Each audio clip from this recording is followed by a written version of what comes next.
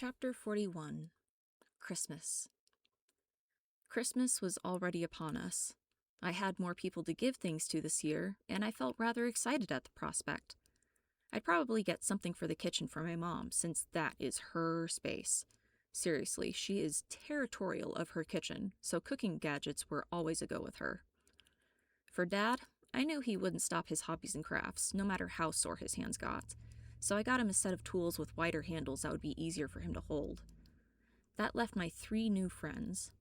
What does one give to a friend? What was too much or too little? I really wanted to get it right.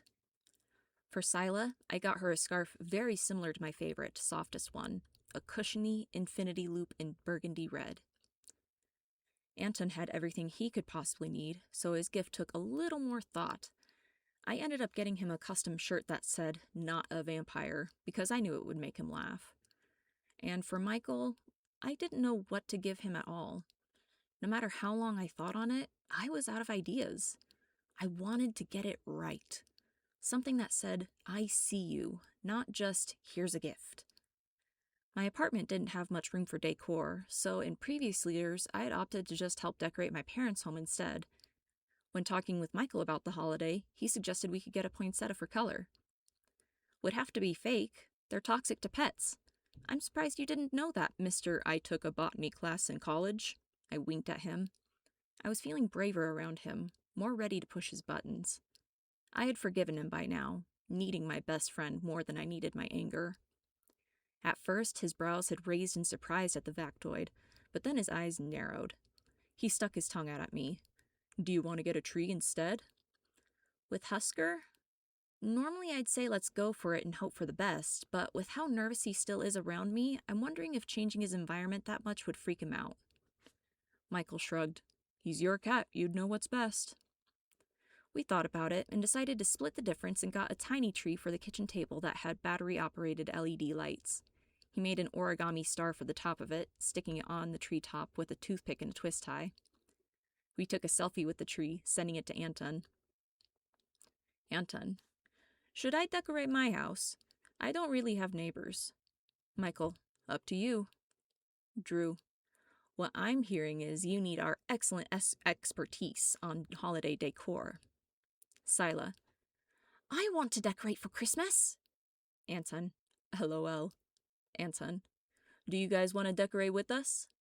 Michael: "We're in." Later, at Anton's house, with faux greenery and other decorations scattered everywhere, the 4 of us set out to decorate the house interior for the holidays.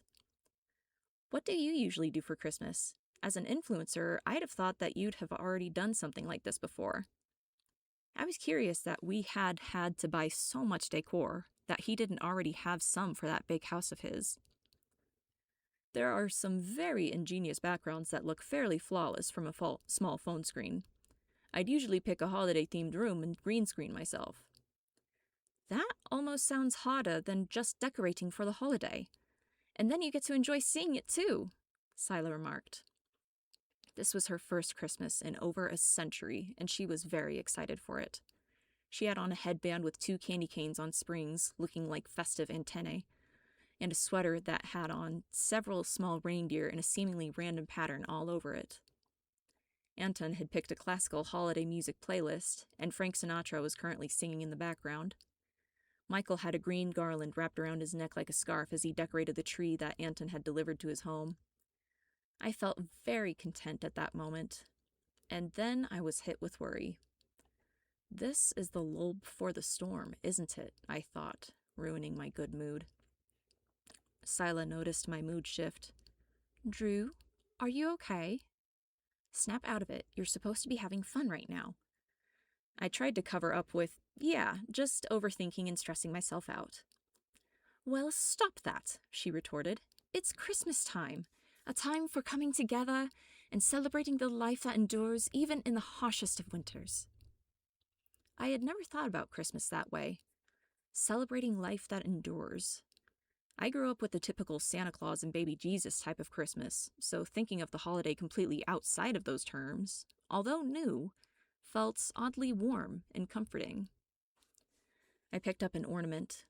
I looked at Michael, comparing his eyes to the color of the tree. His eyes were nearly the same as the gorgeous full evergreen. Even then, his eyes are still prettier. Drew? Michael asked, a brow raised in question as to why I was looking at him like that. Shit! Caught staring. I gave myself a mental slap to the forehead. Just wandering thoughts. Sorry. Anton said without stopping his task of filling in the wreath with floral picks. Want to share with the class, love? We might be able to help. I thought about it. Not right now. Right now, I put a headband on my head similar to Sila's, with Santa heads instead of candy canes. It's Christmas, and I don't know about you guys, but a cocoa or coffee break sounds nice. Everyone uttered their agreement, and we congregated in the kitchen as some fancy machine of Anton's made shots of espresso to go in our cocoa. In ironically perfect timing, we all clanked our mugs together and said, "Cheers!" He said that he can help with the sourcing and the crafting. We just need to decide what we're making. Anton's woodworking friend had gotten back to him a few days before Christmas. Anton and Sila had called us as soon as they heard. Fantastic, I said. But what's this going to cost, Anton? Don't worry about it. I've got it covered. I could almost see him inspecting his nails nonchalantly. That's not what I asked, Anton. I struggled to believe that this was going to be anything but costly. My friend has been interested in working on a U piece for years. He just never had any projects interesting enough to risk the toxicity of the sawdust that's bound to be produced at some point during the crafting. So, while it is a little on the expensive side, I can more than cover it. I decided to trust him on it. All right, I guess now is when we start brainstorming weapon ideas for our crafty friend to make real. Anyone want to go first? Michael spoke up immediately. I really liked that sword from the museum. Something like that might be just what we need. Certainly stabby enough, I agreed. Or a dagger, or set of daggers, maybe? Smaller, easier to conceal and travel around with? We continued discussing for several minutes, bandying around various ideas. A thought occurred to me. What if we have our friend collect the U shavings and sawdust? Maybe we can make, powder bombs, get into his respiratory system? Everyone gave various words of approval to that idea. Anson said he'd take the ideas to his friend and get his input as the craftsman and an estimated time of completion. At home, Michael suggested that we watch one show we had found on Netflix about weaponry and see if there was anything else similar to watch. I agreed, and we sat on the couch, his feet propped up on the coffee table. I tucked one knee up, hugging it loosely. He pushed play, and before long I had ideas for different styles of swords and daggers floating in my head. I yawned, realizing I was starting to get sleepy. I wanted to stay up a little longer, so I turned to Michael. Hey, I need some caffeine. You want some? He shook his head, paused and tilted it, then maybe a small cup. We queued up the next show, another blade doc. Since this seemed the most likely route at the moment, we pressed play. It began. Interesting content, dry narration. Even with the coffee, I found myself drifting off and snapping back awake, just for it to happen again a moment later. My head did once, then again. I don't know when it happened, but at some point I fell asleep, letting the darkness envelop me. Drew's breathing was steady. If that weren't indication enough, her body had tipped over, her head resting on Michael's arm. He readjusted her, not wanting his arm to fall asleep. He shifted, sitting a little more diagonally on the couch so it was more comfortable to hold her.